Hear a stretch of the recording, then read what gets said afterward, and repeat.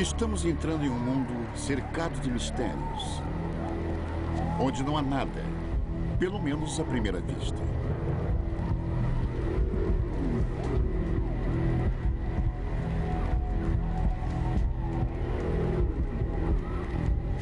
É um mundo sagrado onde um jogo está sendo jogado.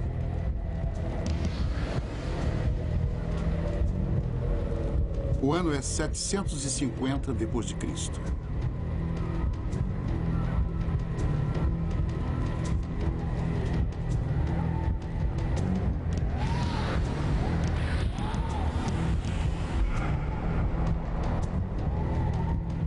Não sabemos as regras ou quantos jogavam. Mas não era um jogo comum. Era jogado em nome da vida.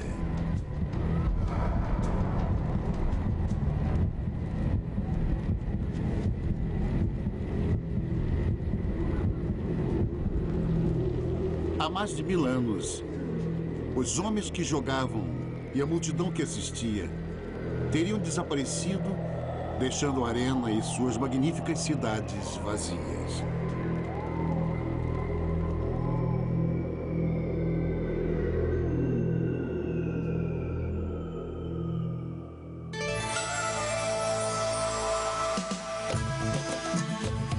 Maia, Sangue de Reis.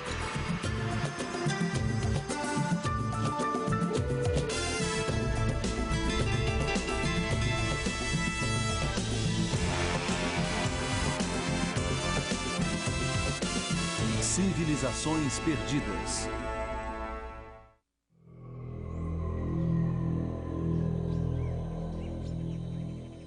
Eles eram chamados de Maias. Construíram a maior civilização das Américas. Quando a Europa ainda estava na Idade Média, eles produziam artistas e cientistas cujas descobertas ainda surpreendem.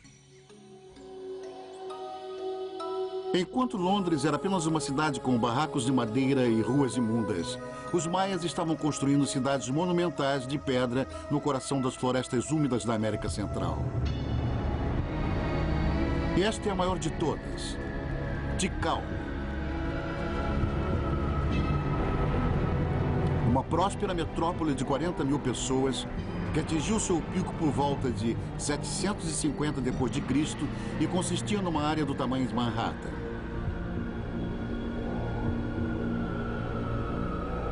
Em menos de um século, ficou vazia. É um mistério que intriga a todos nós.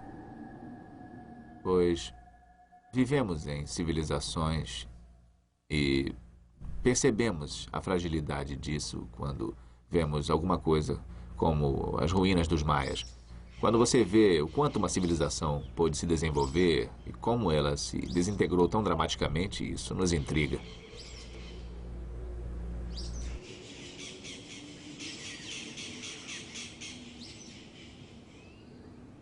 Diferente de tantas outras civilizações, os maias não morreram de fome nem por exércitos inimigos ou de uma doença terrível. Suas cidades foram abandonadas mais do que destruídas. Os maias que um dia habitaram estas ruas simplesmente foram para a floresta e nunca mais voltaram.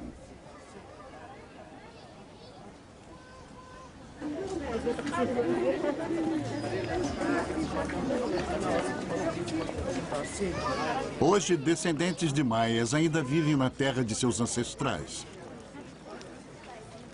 Embora o império não mais exista. Mas por quê?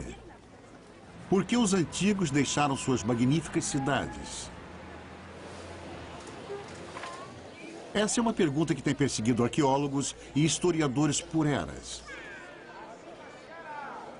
Somente explorando as crenças mais profundas de um povo que morreu há milhares de anos é que podemos entender quem eles eram e por que deixaram para trás tudo o que construíram.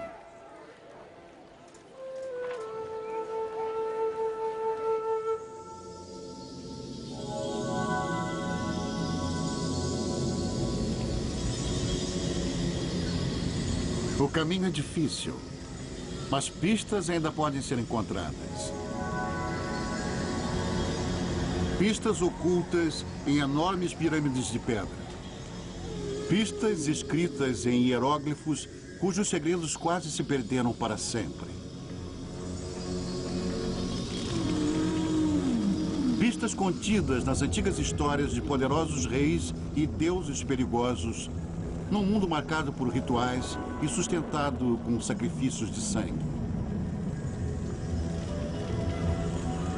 Histórias ainda passadas de pai para filho, descendentes de um império que sumiu há muito tempo.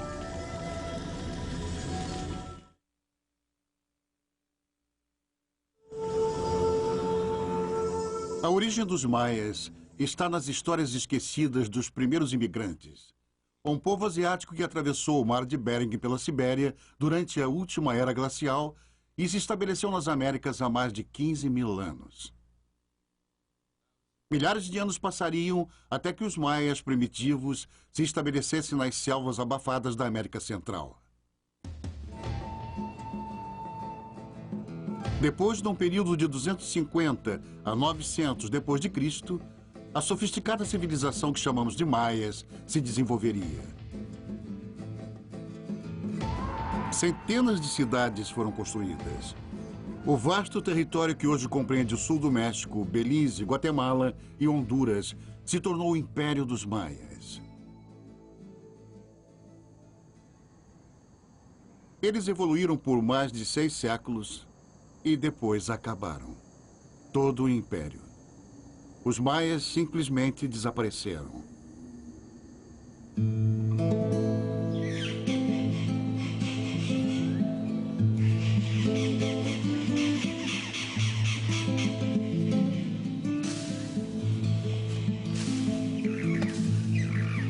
Por quase 1000 anos, suas ruínas ficaram perdidas e esquecidas.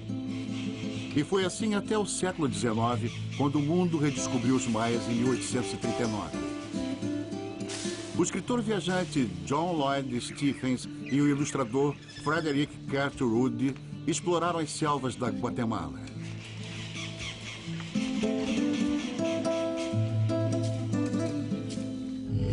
O trabalho deles captou o mistério e o fascínio do mundo maia, enquanto forneciam as primeiras provas verdadeiras da origem dessa civilização perdida.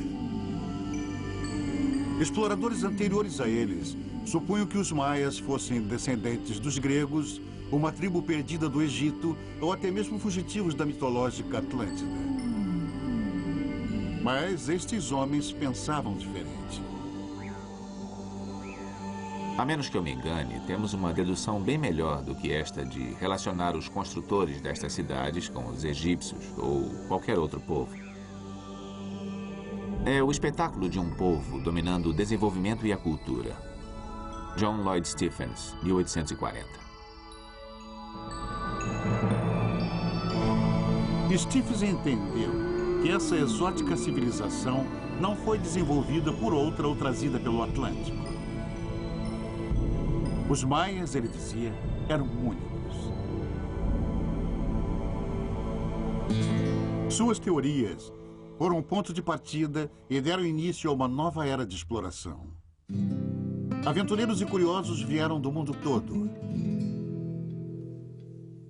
Um explorador francês chegou no México com quase 2 toneladas de bagagem e só havia uma maneira de carregá-la.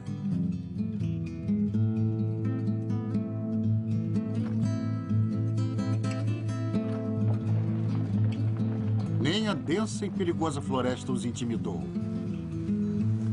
Muito mais que a promessa de tesouros perdidos, atraíam estes homens para as inexploradas regiões da América Central. Eles procuravam respostas para o enigma de uma civilização perdida.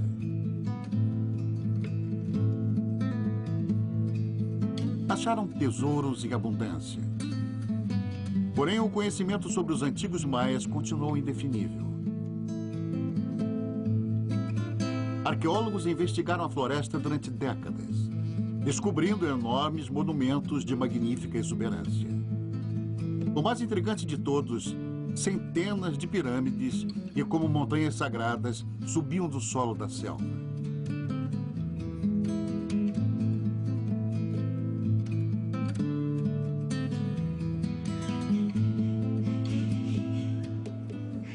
Mas o propósito dessas pirâmides ainda permanece um mistério. Então, em 1957, tudo mudaria. O lugar era a cidade maia de Palenque. O grande arqueólogo mexicano Alberto Ruiz passou 4 anos escavando a mais impressionante pirâmide do local, o Templo das Inscrições. Agora ele está na entrada da descoberta.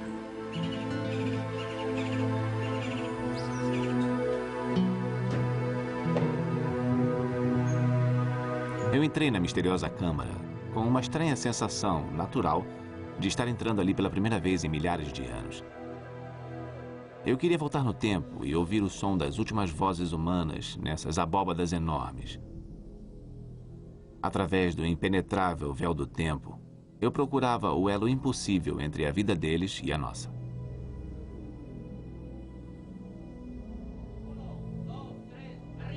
No centro da câmara de sepultamento, havia um enorme túmulo de pedra. Seus homens tiveram muito trabalho para levantar seu imenso templo. Alto! Alto!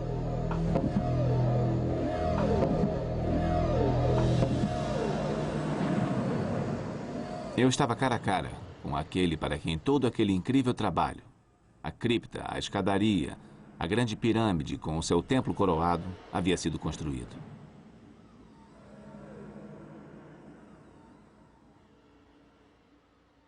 Esse raro filme mostra Ruiz momentos depois de sua dramática descoberta. Porém, um esqueleto destroçado e uma máscara de jade preciosa só levantaram perguntas que ninguém, nem mesmo Ruiz, pôde responder. Quem era ele?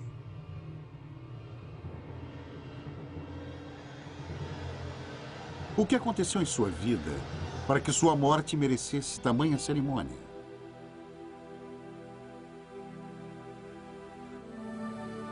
Quem foi o homem por trás da máscara de jade?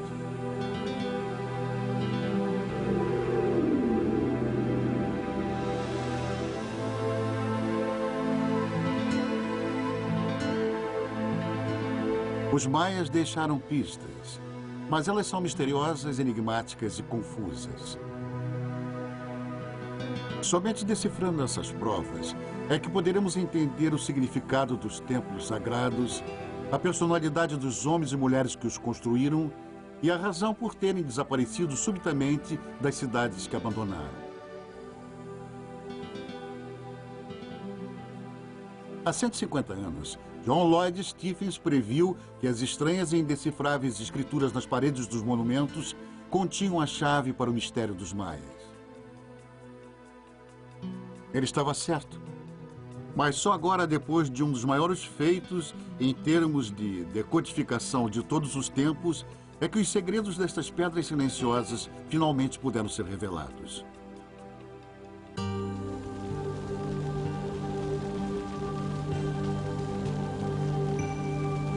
O mundo sagrado dos maias jamais poderia ter sido um mistério. Eles deixaram, além de tudo, uma abundância de registros. Um sistema de escrita independente. Incrivelmente, um dos 5 únicos produzidos na história do mundo.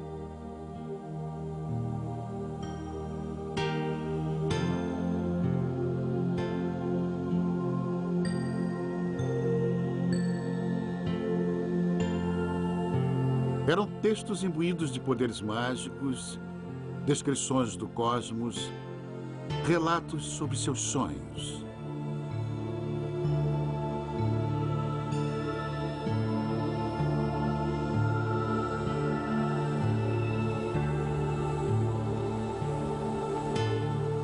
Os lindos e frágeis documentos foram com certeza uma memorável descoberta. Uma linguagem escrita única e totalmente original, tão magnífica quanto os hieróglifos do Antigo Egito. Eles deram origem à primeira linguagem escrita do Novo Mundo.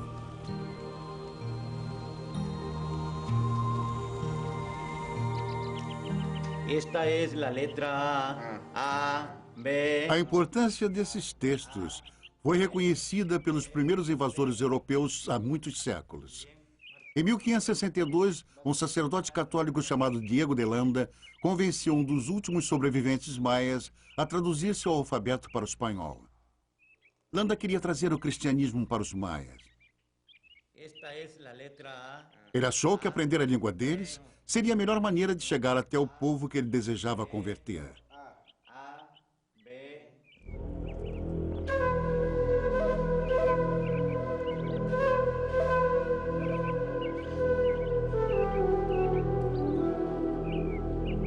Landa dedicou sua vida a entender e salvar as almas dos maias. Mas ainda assim sua memória não foi respeitada. Na verdade, ela é insultada. Landa era louco, eu acho.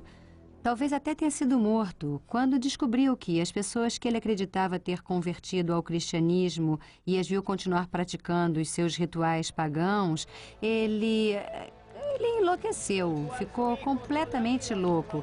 Ele começou a tentar destruir qualquer vestígio da antiga religião, qualquer um.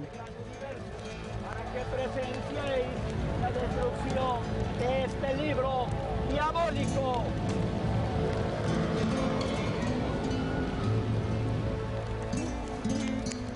Em uma única noite, este homem de Deus queimou centenas de livros valiosos. Livros que continham sua ciência, sua literatura, um registro de suas vidas. Enquanto os maias olhavam aquilo, era como se cada cópia de sua Bíblia e sua Constituição tivesse virado cinza.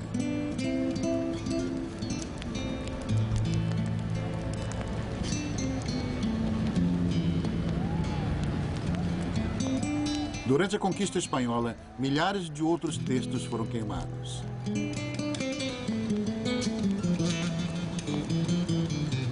Da fértil produção dos escribas maias, apenas 4 livros escaparam das chamas e existem até hoje.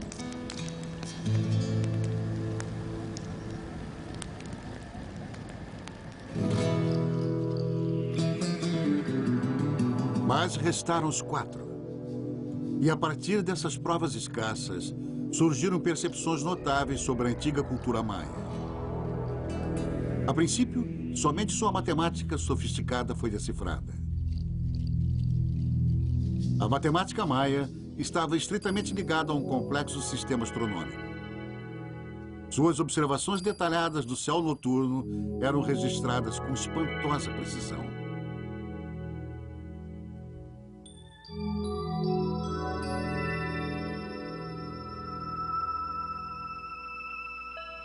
Nos anos 50, o grande arqueólogo maia Eric Thompson concluiria que eles eram um povo dedicado ao estudo do céu e o significado do tempo.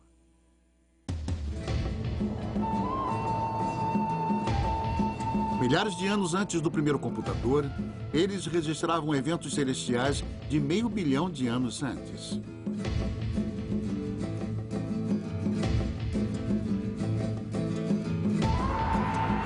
Mas para que complexos cálculos astronômicos tão brilhantes? Thompson achava que sabia. A sociedade maia era praticamente uma utopia, ele concluiu. Um povo pacífico que cultuava o tempo. Um mundo regido por sacerdotes serenos e guardiões do tempo. Um lugar com observadores sagrados destinados ao rastreamento dos astros. Nos maias, Thompson viu um mundo idealizado de crenças e grande conhecimento. Sua visão era tão apelativa quanto imperfeita.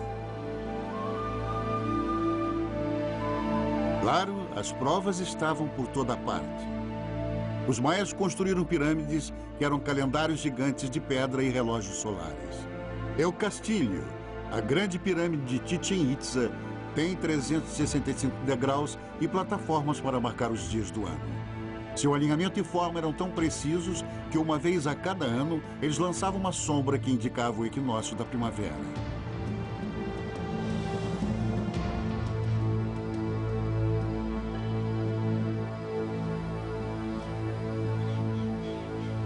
Assim como os mapas astrais de um astrólogo, eles mapeavam as posições das estrelas e planetas séculos à frente. O calendário maia era diferente de qualquer outro. Essas grandes engrenagens ilustravam seu conceito sobre o tempo. Os hieróglifos na roda maior marcam os 365 dias do ano solar. As das duas engrenagens menores representam os 260 dias do calendário sagrado dos sacerdotes. Quando juntas, essa máquina do tempo maia indica o significado astrológico de cada dia.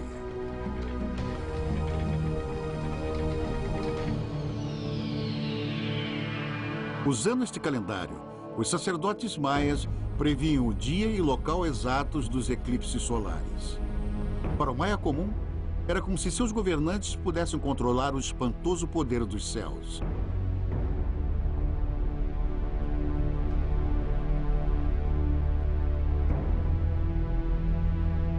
A precisão da astronomia maia ainda assusta.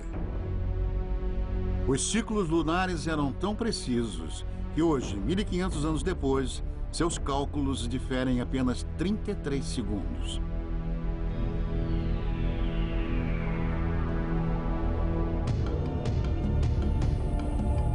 Até mesmo o momento da criação dos maias, há cerca de 5.000 anos, está marcado no calendário sagrado.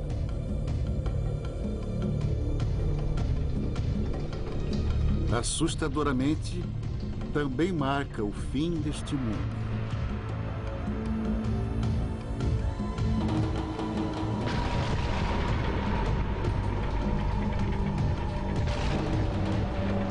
De acordo com o calendário maia, este ciclo da criação deixaria de existir precisamente em 4 Ahu 3 Qenqen. Domingo, 23 de dezembro de 2012.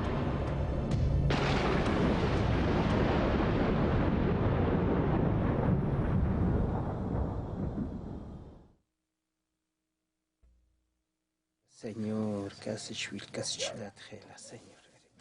Nas montanhas da Guatemala, os poucos xamãs maias e seus últimos sacerdotes de calendário ainda calculam a passagem do tempo baseado nas fórmulas antigas.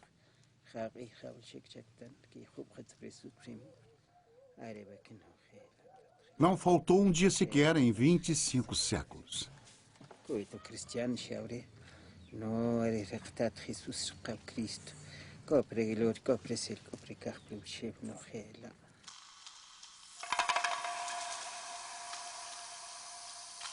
Os textos maias revelam um mundo oculto de sua matemática e astronomia. Mas há outras por vir, revelações ainda mais estarrecedoras.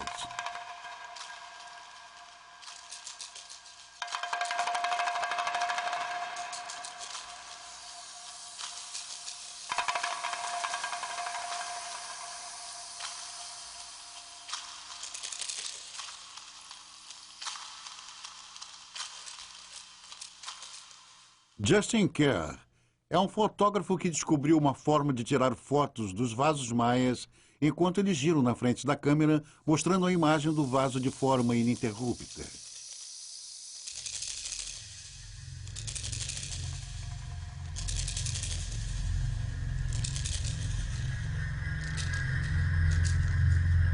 Quando eu coloco o vaso no prato giratório e observo ele girando na frente da câmera, eu espero que ele fale comigo. Algumas vezes não acontece, em outras a mensagem é tão obscura que é realmente difícil de entender. Mas às vezes ela se revela.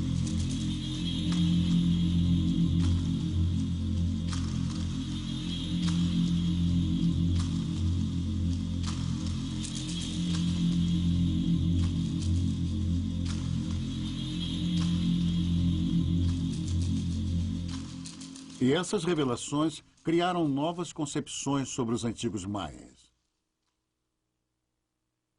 As fotos de Kerr nos mostram um povo atormentado por temíveis e sangrentos deuses. Outro mundo, o inferno que os maias chamavam de Xibalba. Alguns deles eram muito assustadores. O deus da decapitação, por exemplo, é um esqueleto. Com frequência, está segurando uma cabeça decapitada, segura pelos cabelos ou em suas mãos. Normalmente, ele é retratado como tendo enormes volutas de mau cheiro saindo dele.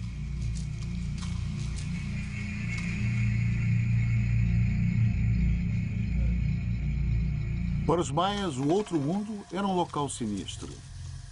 Mas para nós, muitos dos rituais e costumes da vida diária deles eram bizarros. Os crânios das crianças eram deliberadamente deformados para que a testa ficasse achatada, como os maias tanto apreciavam. As mulheres tinham seus dentes perfurados sem qualquer anestésico, onde eram postas pedras preciosas. O uso de drogas para alterar a mente era incentivado e tolerado. Eles inalavam poderosos intoxicantes. Os maias iam longe. Tomavam muitas drogas, mas acho que a preferida deles era o álcool. E às vezes estavam tão bêbados que vomitavam.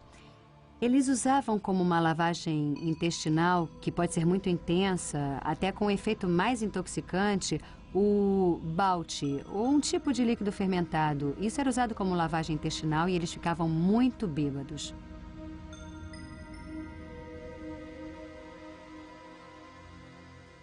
Eric Thompson estava ciente destas grotescas e bizarras práticas. Mas ele não permitia que elas alterassem sua visão idealizada dos maias. Mais tarde, um americano que fazia filmes, Giles Healy, foi aventurar nas selvas do México.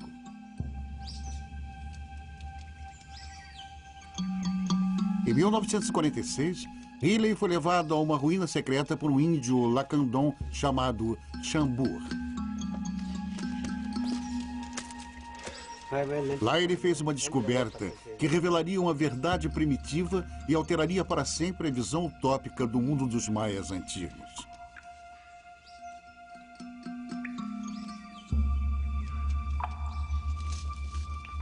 Chambur levou Healy e sua câmera até uma ruína maia que o resto do mundo desconhecia por completo.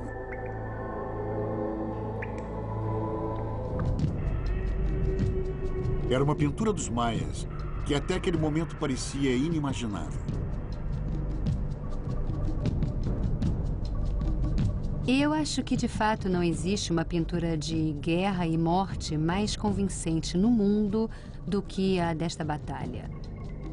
Está cheia de sons de trompetes e gritos, e com homens pintados e sendo lançados. Alguns deles até já estão mortos, as cabeças decapitadas. Aqui tem pedaços de carne, e o ponto-chave é bem ali no canto da pintura, onde esse homem retira as unhas de seu escravo e a face dele está desfalecendo.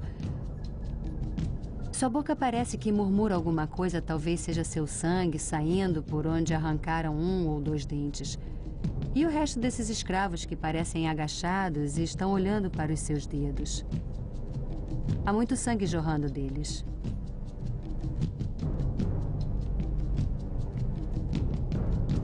Essa foi uma imagem dos maias, que nem Eric Thompson e nem o mundo aceitaria facilmente. Até mesmo essas cenas chocantes não mudaram de imediato o conceito idealizado dos maias pacíficos. Era como um pai que não nota um defeito óbvio de um filho.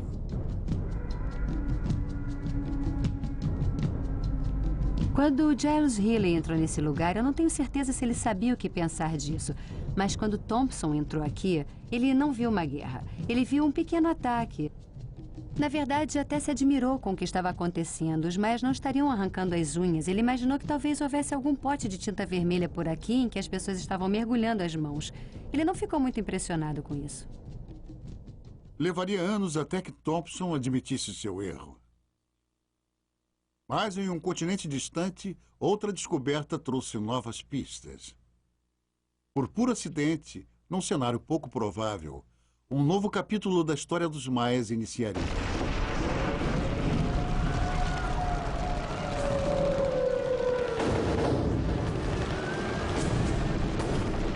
Maio de 1945.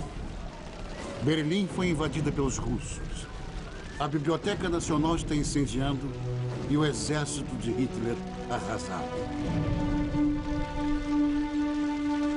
De milhares de livros em chamas, um oficial soviético apanhou uma lembrança qualquer das chamas.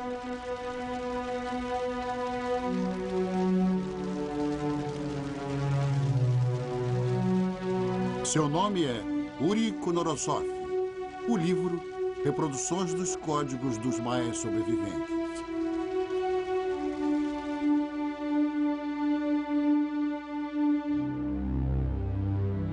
Konorosov se entregou aos estudos dos maias e ao alfabeto que o bispo Landa tentou transcrever.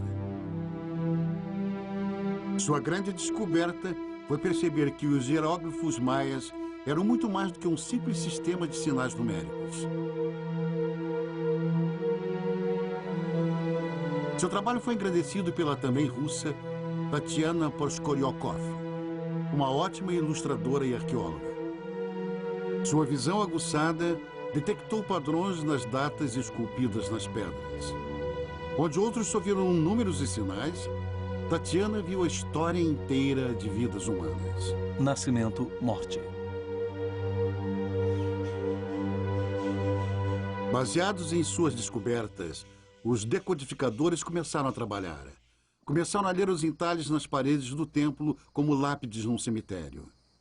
Muito mais do que meros calendários, as imagens celebravam os reinados e reis e rainhas.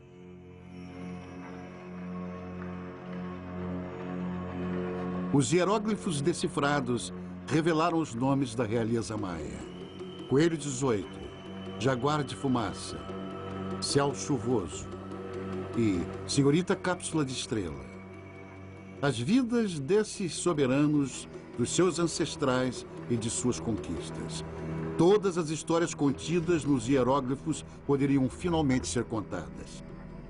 15 anos depois da descoberta do esqueleto com a máscara de jade, Alberto Ruiz iria saber, enfim, sua identidade.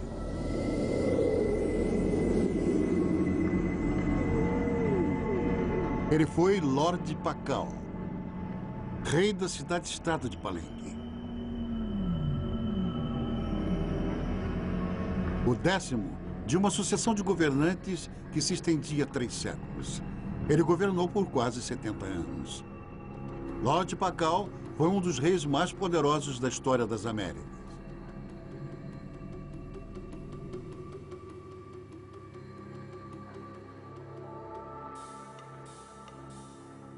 Eles eram monarcas que comandavam grandes cidades, vastas populações e territórios enormes.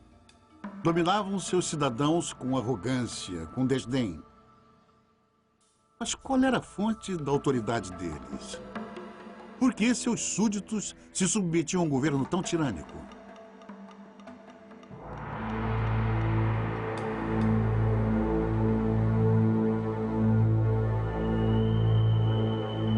Nós continuamos a procurar a fonte básica do poder dos reis, pesquisando o poder militar, político e econômico em grande escala.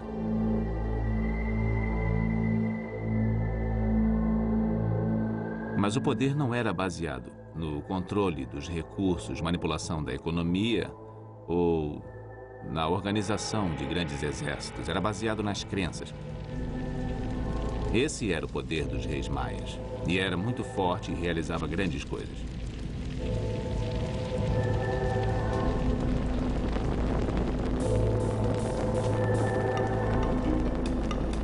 O poder dos reis maias. Para entendê-lo, precisamos seguir uma trilha de sangue. Uma faca feita da espinha de uma arraia. Uma corda de espinhos.